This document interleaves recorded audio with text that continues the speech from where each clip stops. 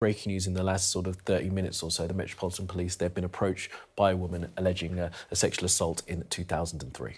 Yes, indeed. They've released a statement, and I can read you some of that now. So a spokesperson for the Met said, "We're aware of reporting by the Sunday Times and Channel 4's dispatches about allegations of sexual offences. On Sunday, the 17th of September, the Met received a report of a sexual assault, which is alleged to have taken place in Soho in central London in 2003. Officers are in contact with the woman and will be providing her with support." Now, they go on to say that they continue to encourage anyone who believes that they may have been a victim of sexual assault in any circumstance to contact them, no matter how long ago it was. Now, this is clearly a very important development, and also I think it's worth noting that this allegation, of course, Russell Brand himself denies all the allegations that have been made about him. This one does date back to 2003. The four made by these women who were made in the Sunday Times dispatches investigations date from 2006 to 2013.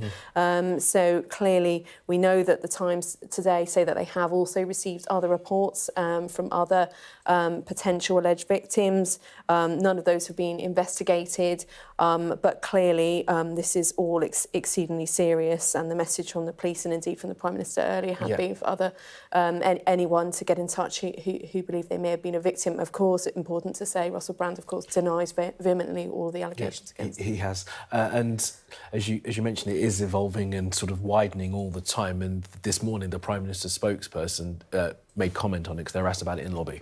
Yes, indeed. So this really was the first time we heard what the Prime Minister had to say about it. He said it's very serious, extremely concerning, and also pointed out that the Culture Secretary will be meeting with the broadcasters, and in particular will be making the point that the investigations that both Channel 4 and the BBC have said are underway, and the production companies, that she wants to ensure that they are fully transparent and also thorough. It's not yet quite clear when that will be. But clearly we've heard from James Cleverly, the Foreign Secretary, yesterday, something the Prime Minister's spokesperson kind of pointed to, something Rishi Sunak agreed with, that obviously in situations where the media, politics as well, entertainment industry, you have these big power dynamics, that clearly situations when people without much power haven't had their voices heard, and urging institutions to change and to look at this.